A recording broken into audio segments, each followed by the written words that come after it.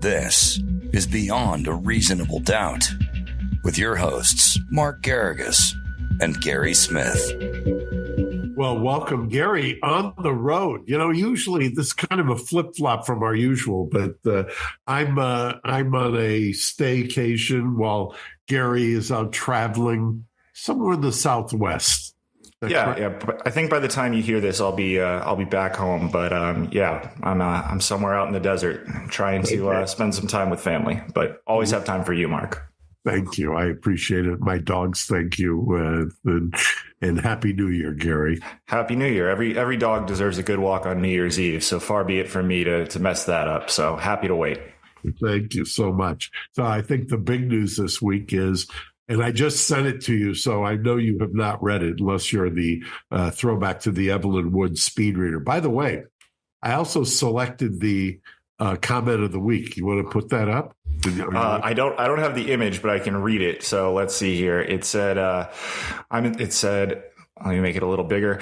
I'm a bit insulted that Gary doesn't read my comments every week. I make mine from the kitchen island in church where I read the captions during the music or from the toilet generally. My mom never had a basement. That's pretty funny. Yeah, I thought it was clever. Merch is on your way. You have to get a hold of Gary somehow. We'll figure out a way to make that happen. That's the comment of the week. And the filing of the week is the aforementioned 82-page filing by Jack Smith.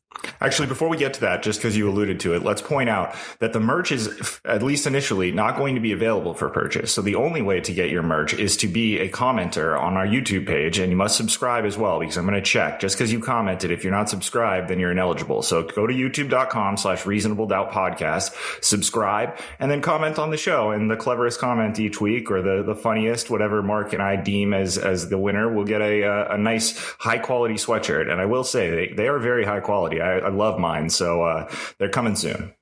Got it. Perfect. Now we'll go back to the aforementioned 82-page ruling, which was, for those who aren't in the weeds, ex-President Trump has filed an appeal. He has made the argument in the district court in Her Honor that you can, two arguments that I think are most intriguing, one of which I think will eventually work its way up to the U.S. Supreme Court. The first one is that basically because he was acting as the president when he made the statements that encompass the charges of January 6th, indictment, that he had immunity from prosecution, and that flows into a separation of powers argument, which is laid out in the opinion that both the district court filed in response to the filing by President Trump and his lawyers, and now is dealt with by Jack Smith. The second one is, and speaking of comments, I noticed a lot of people asking about this. The second one is interesting to me because it's a double jeopardy argument. We had talked about this. I think we had a clip from Lawrence O'Donnell who'd gone in the weeds about Brett Kavanaugh commenting on it or writing on this. But remember, that was in the context of Bill Clinton. This is in the context of the former President Trump. The idea is that if you have the straight text is that if you have been tried and convicted, that you could then proceed criminally. Would you like to watch the Lawrence O'Donnell clip? Yeah, sure. If you've got it, let's put it up so you can see exactly or frame exactly what I'm talking about, because Jack Smith does have an argument here. Let's do it. Page 16 of Brett Kavanaugh's article removes all doubt about what Supreme Court Justice Brett Kavanaugh actually thinks. Quote, "The framers thus appeared to anticipate that a president who commits serious wrongdoing should be impeached by the House and removed from office by the Senate and then prosecuted thereafter. The Constitution itself seems to dictate, in addition, that congressional investigation must take place in lieu of criminal investigation when the president is the subject of investigation, and that criminal prosecution can occur only after the president has left office. Now, hold on for one sec. What they're saying there, what the framers are saying, is that the investigation has to take place by Congress, namely the House. That's the inquiry that they talk about. That's normally what you would have in a criminal case where the president is not involved, is an investigation that's carried out by a law enforcement agency. Right. Here they're saying that the investigation has to be carried out by the Congress. Now, that then when you get impeached, that is almost a similar situation or an analogous situation to an indictment or the filing of an information, which you can do both in state and federal court. And then it's up to the Senate to be sitting as the jury, so to speak, in the impeachment. So obviously the framers did not think that it was once in jeopardy if convicted at the Senate trial, because there would be no criminal punishment. That would be a precursor, a condition precedent to the criminal prosecution. I'm with the analysis as it was articulated there. Where I go rogue, so to speak, from where Lawrence O'Donnell is, play the rest of that clip and you'll see. Yep. Here we go. And right there, in writing, Brett Kavanaugh destroys the totality of Donald Trump's appeal to the United States Supreme Court. The Constitution says that after leaving the presidency, Donald Trump is, quote, subject to indictment, trial, judgment, and punishment according to law. It's right. all over. And what is conveniently left out is the first sentence, other than impeachment. The framers understood, they put it right in the first sentence, that in that article that it's other than impeachment. If you're acquitted, which Donald Trump was, not once but twice, but the other does not correspond or overlay to these charges, you're acquitted, that's the once in jeopardy. That meaning there was an investigation, you did stand trial, and you therefore are acquitted and once in jeopardy as to those charges which overlap with the charges that have been brought by Jack Smith. If he was convicted in the Senate, then what they are saying, the only way that I can read this that makes any logical or textual sense is, if you are convicted in the Senate can't do anything other than impeach you, meaning remove you from office. The criminal consequences of being convicted, you have to be then prosecuted in a criminal court. You get an added layer of protection, but you certainly don't get a second bite at the apple. There's nothing in the text of that would argue that. That is what Jack Smith has dealt with in his filing in response. I invite you to read it. It's 82 pages, but if you take a look at the table of contents, you can go straight to the arguments that are made there. And there is, some of the arguments that are made in the filing by the special counsel, I think, are very well made. This is not one of them. I think that both the arguments having to do with presidential immunity on the basic level and the arguments on double jeopardy seem to me to fall flat and don't tie themselves or tether themselves to the textual basis of what the Constitution actually says. I will give him this. It is a case of first impression. Never been a case before where a former president has been indicted, and certainly you add the other wrinkle, has been indicted on something that he was acquitted by the Senate for the same charges. So that I do not think that Trump will prevail at the district court level, but just like the gag order, where you'll remember, Gary, we've dealt with this, a lot of the pundits were saying it was going to be summarily dissolved at the oral argument. It was going to just be, routinely, perfunctorily affirmed, which it wasn't. It was greatly restricted to the point where it's almost rendered unenforceable at this point.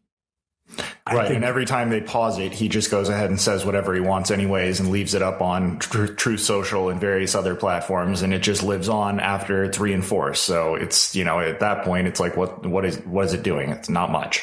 It's not doing much. And by the way, it shouldn't do much. The whole idea, number one of these, I've said it a million times, for 2024, hopefully at some point we'll get to the Supreme Court will take either one of these cases or some other and redefine and bring up to speed a now 60 some odd year old case, almost 70-year-old. I think it's going to be 70 years old next year, of Shepard versus Maxwell, which needs to be brought into the current era, because obviously in Shepard versus Maxwell, as I've said before, Sam Shepard was convicted in that case of the kind of the calamity that was the media scrub around the case, and all of the protections were designed to protect the defendant. Here, that has been perverted, and the protections are used basically on the horns of to do the opposite of the defendant. It's to shut down the defendant, not let them have the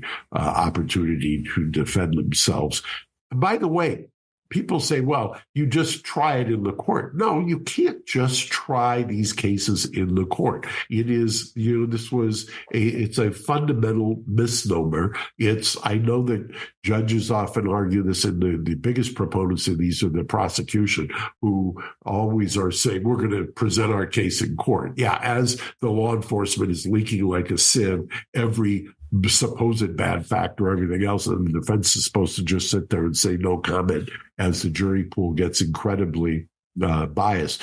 One of the interesting arguments there is judges always say, well, we'll cure that in jury selection. Well, what if I don't want to wait to jury selection to have that problem cured? What if the more intelligent jurors that I want on a jury have already been kind of intellectually compromised by the leaks that take place prior to getting into a jury trial? You've negated an entire constituency that you may want as a defendant to get a fair trial just because they've heard so much nonsense leading up to the trial that's been unrebutted by the defense. Right. You're basically saying, give me as much time as possible so that I can sully the jury pool, and then we'll fix it once we get to selection. It's just, it's intellectually dishonest and unfair. It's just and it's always interesting to hear you take positions like this, because, everyone knows that you are the most right-wing person in the world, but, you are nothing. You're honest as a defense attorney in your analysis. So it's always a good take.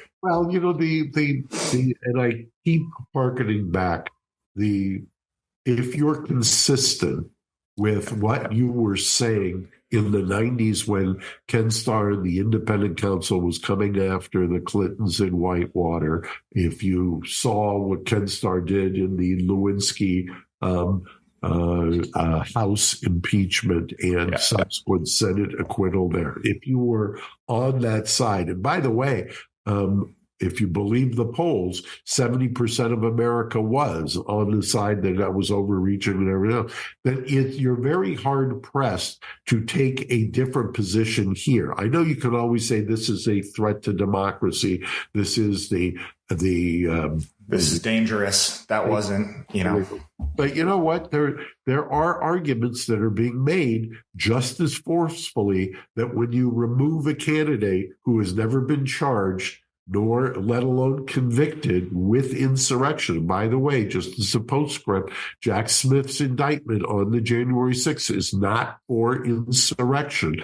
And when you get unelected judges in a blue state where Trump is not going to win anyway, removing him from the ballot, and then you tell me in the same breath, I'm okay with that, but we've got to have consequences for January 6th because it's a threat to democracy. Intellectually, you're bankrupt. Right. It's just dishonest. The two things can't be true at the same time. No, they can't.